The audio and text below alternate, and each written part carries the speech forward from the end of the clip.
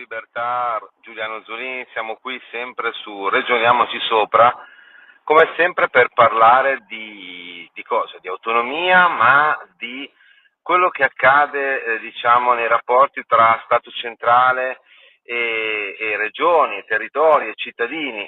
E quando noi diciamo che l'autonomia è fondamentale, è la riforma delle riforme che può chiaramente far scattare in avanti tutto il sistema paese, non soltanto la pubblica amministrazione, diciamo che questo concetto è stato praticamente quasi esplicitato dalla notizia, no? Cioè, sabato scorso la CGIA di Mestre ha diffuso un dato secondo il quale la pubblica amministrazione, in particolar modo i ministeri, avanzano più o meno 58 miliardi alle imprese.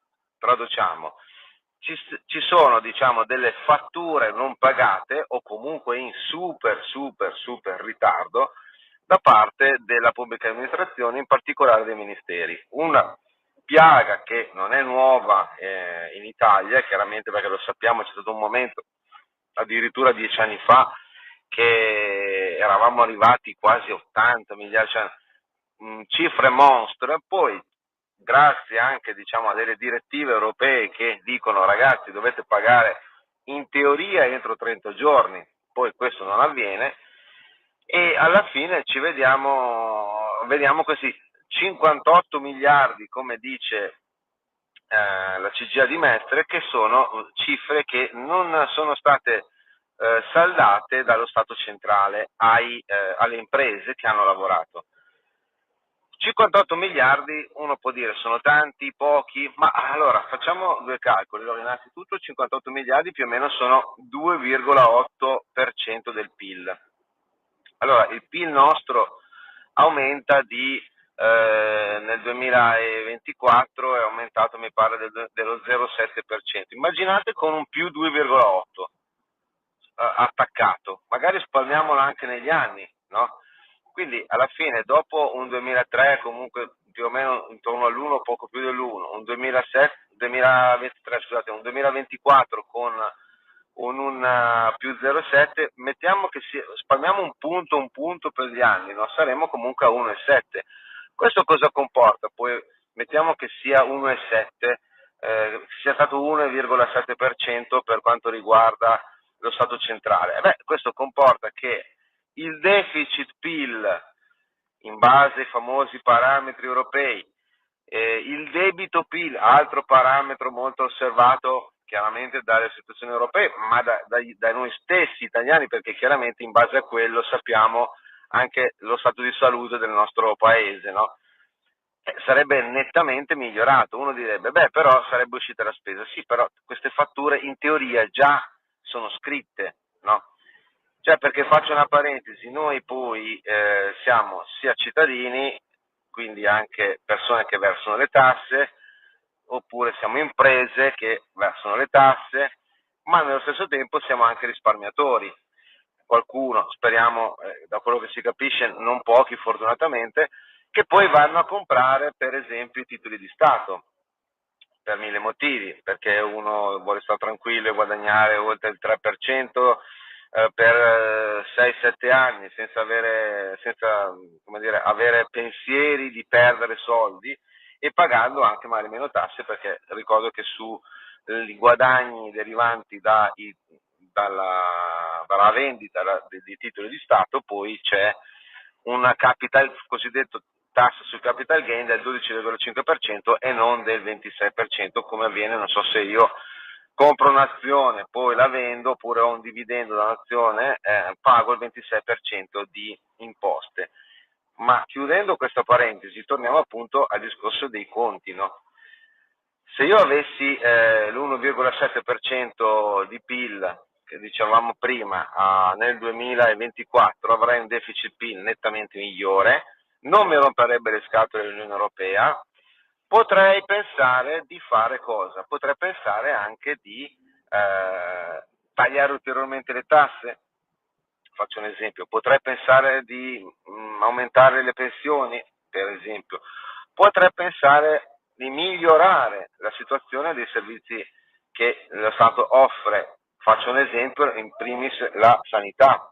Cioè la sanità, ragazzi, è quello che è, lo sappiamo, ma non perché lo Stato non faccia niente o le regioni, alcune regioni, lo sappiamo, l'abbiamo detto tante volte, non siano brave, è perché chiaramente le risorse sono limitate da un debito accumulato negli ultimi, dal 1980, principalmente negli anni 70 in poi, devastante, compresi gli interessi sempre più alti, grazie anche al fatto che i tassi decisi dalla Banca Centrale Europea sono stati alzati ai massimi da 20 anni, adesso c'è chiaramente una riduzione, però l'Italia fra i paesi dell'Eurozona e fra quelli che pagano interesse maggiore, non per altro, ma perché chiaramente il debito è nettamente superiore sia in termini di cifra assoluta, sia in termini anche di rapporto al PIL alto.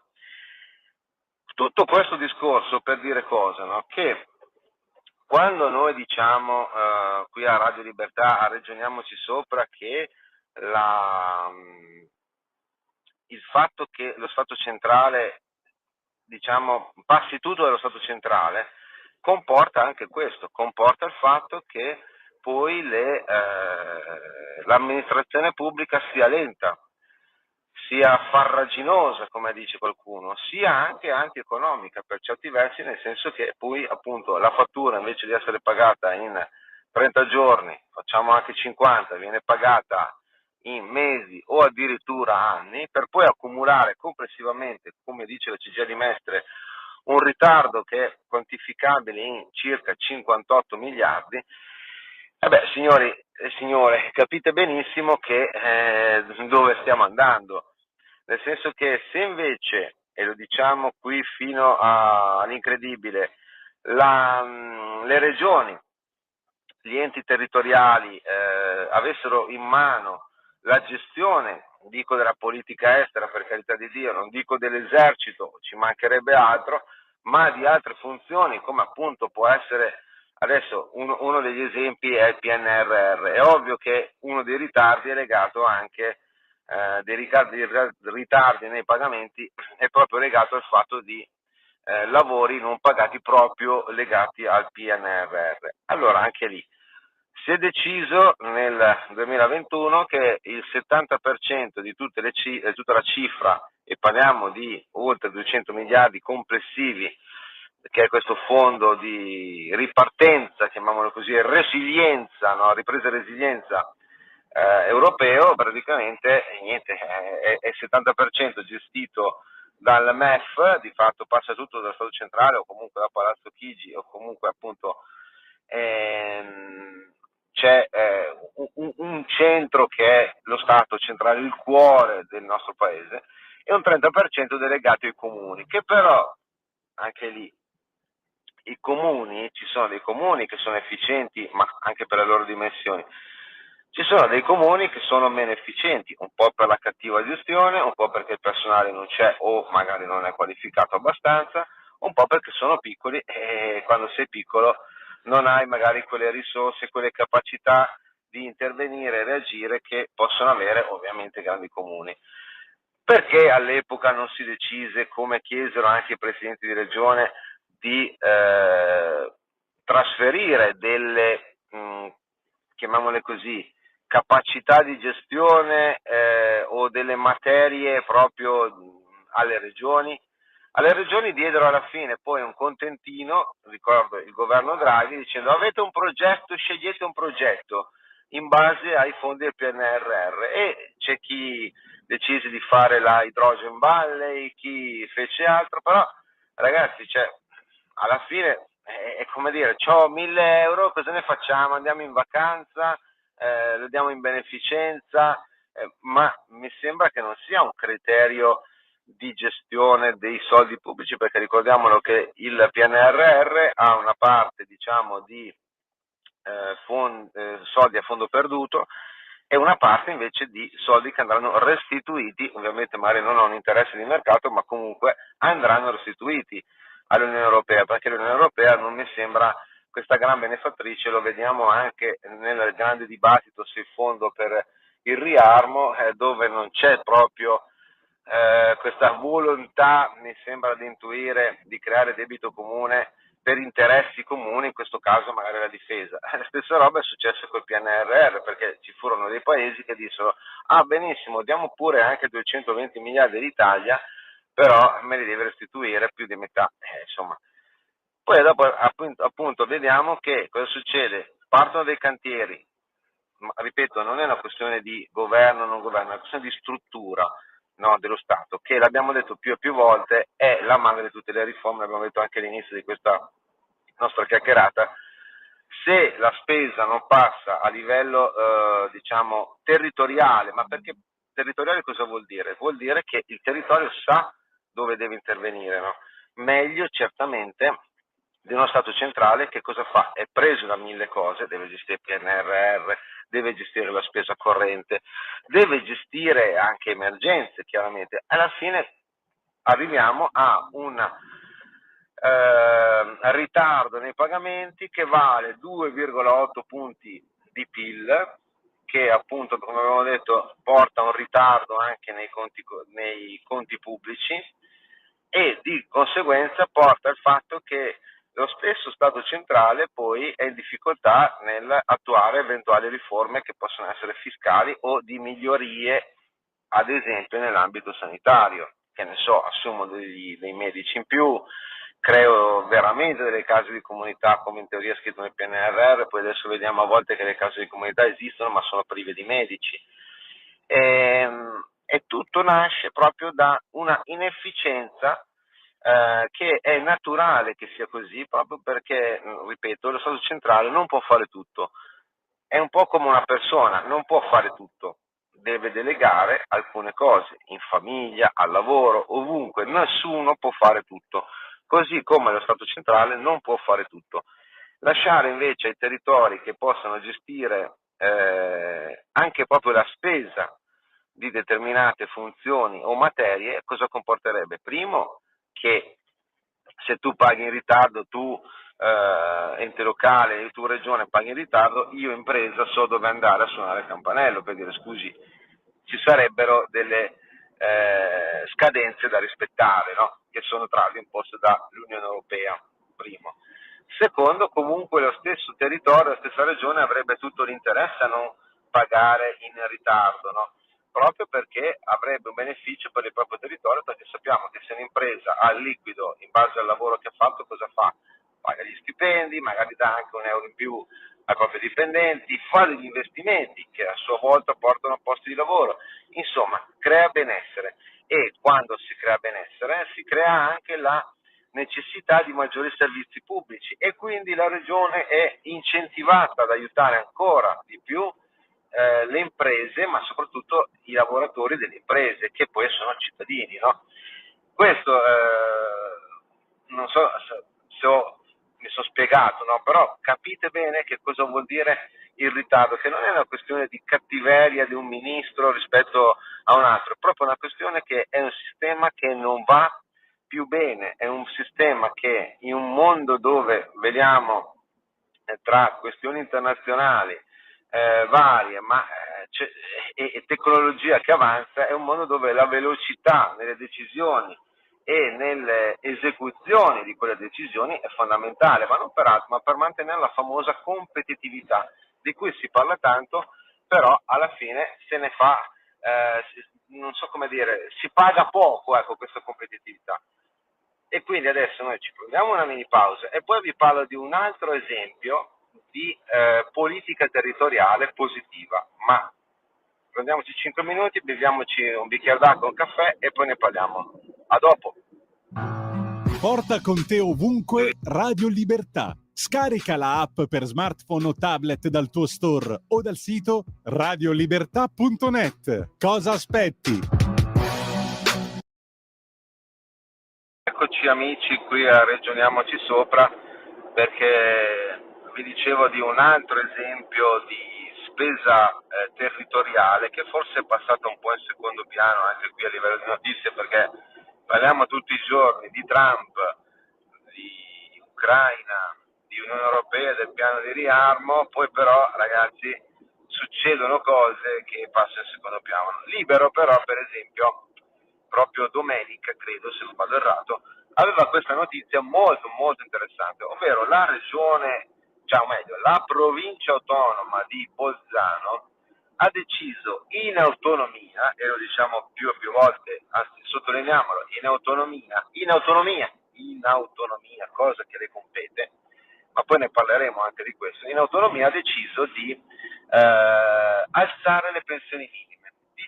17.000 cittadini e cittadine dell'Alto Adige si vedranno aumentare il loro assegno più o meno di 200 euro circa, fino ad arrivare a 1.000 euro al mese.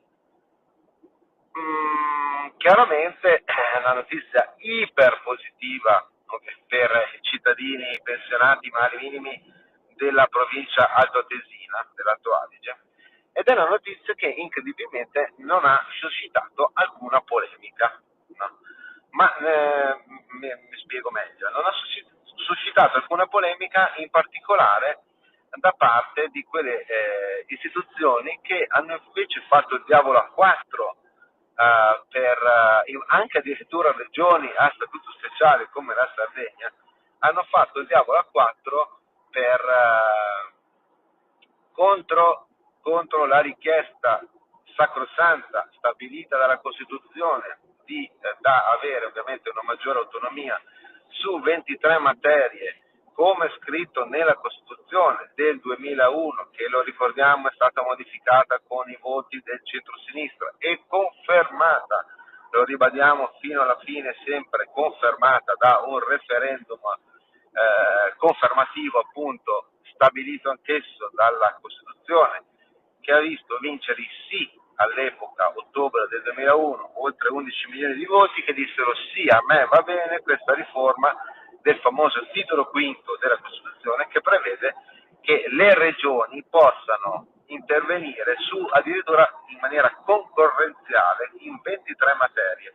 Ora, siccome l'abbiamo detto più volte, questo ha creato dei casini a livello proprio di giurisdizione, ricorsi su ricorsi tra Stato e regioni, alla fine il percorso dell'autonomia portato avanti soprattutto da Veneto, Lombardia e anche Emilia Romagna, fino a che l'Emilia Romagna poi si è ritirata, chissà perché la voleva tanto questa autonomia su 15 materie, adesso invece non la vuole più, forse perché a portarla avanti non c'è più in teoria il ministro Boccia o la ministra Gelmini, che era esponente che era titolare delle riforme col governo Draghi, quel governo sostenuto anche dal PD, che lo sappiamo tutti, ma adesso siccome c'è un governo di centrodestra e la riforma la porta avanti il ministro Roberto Calderoli, allora non va più bene e quindi che schifo l'autonomia, la buttiamo via.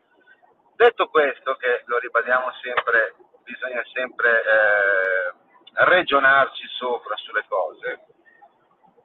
La questione appunto è questa qua che dicevamo dell'Alto Adige. L'Alto Adige ha delle risorse che magari invece altre regioni a statuto speciale non hanno. E come mai non le hanno? Forse perché non hanno le stesse risorse che ha l'Alto Adige o il Trentino rispetto ad altre regioni a statuto speciale? Sicuramente sì.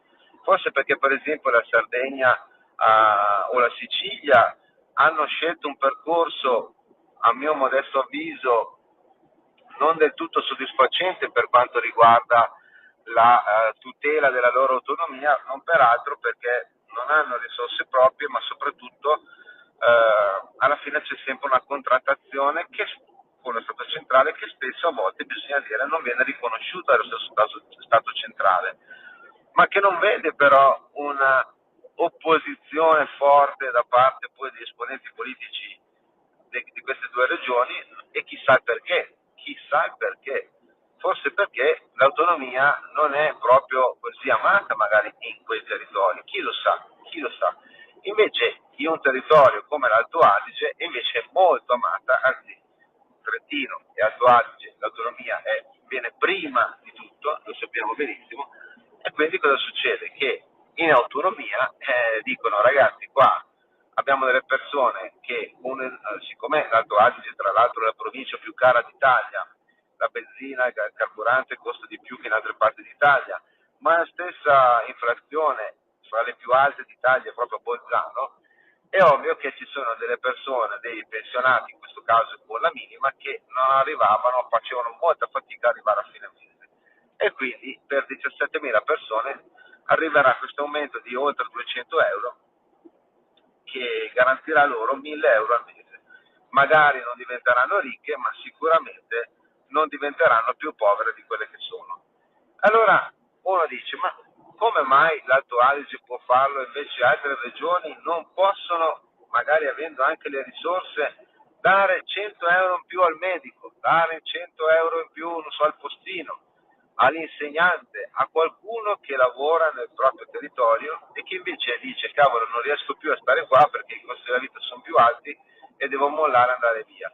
E magari non torna nella propria regione originaria, che spesse volte può essere anche del mezzogiorno, che per mille motivi, lo sappiamo, ha maggiori difficoltà infrastrutturali e di altro genere rispetto ad altre regioni, no, magari vanno all'estero addirittura, quindi abbiamo una beffa doppia perché lo Stato ha investito praticamente su questa persona a livello di istruzione, ma non solo, di servizi pubblici, e poi questa persona magari va all'estero. Invece l'Alto Adige cosa fa? Dice, non posso lasciare indietro uno, ho le risorse, faccio l'investimento. Benissimo, allora io mi domando, siccome alla voce autonomia fra le materie, fra le 23 materie che in teoria possono essere affidate alle regioni, c'è anche la previdenza privata. Previdenza privata, ovvero la pensione privata, cioè che uno può fare di sua spontanea volontà investendo, non so, 50, 100, 200, 300, quello che vuole al mese per garantirsi un secondo assegno, il famoso secondo pilastro previdenziale, perché magari la pensione pubblica, chi lo sa, a volte c'è del terrorismo sulla pensione pubblica, però sicuramente non andiamo incontro verso pensioni che saranno uguali all'ultimo stipendio magari che abbiamo preso, ma più o meno la proiezione ci dice che potremmo incassare sul 60-70% dell'ultimo stipendio. Quindi per arrivare a coprire quel 30% in più, quel 30% lì che ci permette di mantenere lo stesso tenore di vita, ecco che scende in campo la previdenza privata che ci paghiamo noi, che ha anche, bisogna ricordarlo, molte agevolazioni proprio fiscali, perché faccio un esempio, se uno dovesse tenere per 30 anni un fondo pensione privato, alla fine le tasse che pagherebbe sono praticamente pari a un terzo rispetto a quelle che gravano sul TFR, cioè sulla liquidazione che l'azienda ci dà quando noi lasceremo il posto di lavoro. E questo bisogna tenerlo a mente, perché a volte i soldi si fanno anche pagando meno tasse, non evadendo, pagando meno tasse in maniera chiaramente legale, tra l'altro investendo su noi stessi, quindi non è che andiamo a investire su chissà che. Detto questo, non si capisce perché una regione, che ne so, come il Veneto, come la Lombardia, come l'Emilia Romagna, non possa decidere di dire, beh, allora faro un mega sgravio ulteriore affinché i miei cittadini possano investire nella previdenza privata. Questo cosa comporterebbe? Innanzitutto, se io investo in un fondo di previdenza privata, questo fondo cosa fa? Non è che mangia i soldi e li mette sotto il letto, sono soldi che poi in teoria per fruttare devono essere investiti in qualcosa. E magari la regione può dire, noi facciamo un'infrastruttura nuova e la possiamo finanziare con i fondi di questa previdenza privata. Possiamo creare un ospedale nuovo e lo finanziamo con questo, possiamo creare qualcosa e lo finanziamo con questi risparmi. È ovvio che però se i soldi dei cittadini, degli investimenti dei cittadini che in teoria dovrebbero diventare poi il secondo pilastro della pensione di questi signori, è ovvio che però questa spesa deve essere efficiente, deve dare un rendimento, perché è il rendimento che poi darà il guadagno a questi signori quando andranno in pensione. Quindi si creerebbe un circuito non virtuoso, più che virtuoso, cioè io lavoratore investo 100 euro al mese nel fondo magari regionale, facciamolo così, che è un fondo infrastrutturale o sanitario, quello che decide la regione. Chiaramente la regione dice: io ti offro comunque un rendimento di, non so, 2%, 3%, quello che è garantito, perché chiaramente tu fra 30 anni devi andare in pensione e devi averci guadagnato sopra, no? In cambio appunto dei tuoi soldi, che tu mi dai questi famosi 100 euro al mese, non ti chiedo tasse. Rispetto allo Stato centrale addirittura io ti tiro via anche quell'8-10% di tasse, quindi praticamente esentasse. Quindi quando tu incasserai questo fondo, magari che diventerà di 20, 30, 40, 50 mila euro, quando andrai in pensione, praticamente saranno puliti.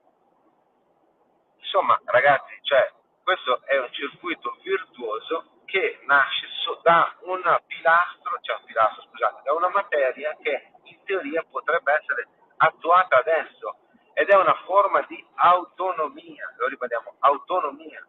Cioè l'Alto Adige aumenta le pensioni minime ai suoi cittadini che che non arrivavano a 1.000 euro al mese, perché allora altre regioni, non seguendo magari il percorso dell'Alto Adige, perché sicuramente sulla previdenza pubblica magari non interviene la regione, non può, però su quella privata può. Questa è l'autonomia, cioè l'autonomia è una roba concreta, non è una roba come qualcuno ci vuole far credere che sia le disuguaglianze, l'aumento della povertà, i ricchi saranno più ricchi, i poveri più poveri. No, è un modo per migliorare i servizi, e migliorare i servizi grazie a una maggiore efficienza e responsabilità di un rapporto migliore cittadino-elettore con il proprio governatore, presidente di regione, il quale può varare appunto dei progetti ad hoc per il suo territorio. Cioè non è che deve aspettare sempre che arriva a Bruxelles o Roma che dica: ah dai, facciamo un ponte nuovo, facciamo un ospedale nuovo, facciamo che... No, lo decido io, e i soldi, se non li ho, li tiro su in autonomia, con l'aiuto dei cittadini, facendo un patto con i cittadini. Questa è l'autonomia, è responsabilità, ma è soprattutto anche miglioramento dei servizi. Amici, niente, ci sentiamo la settimana prossima, come sempre da Giuliano Zoni, ragioniamoci sopra, buona autonomia a tutti, ciao!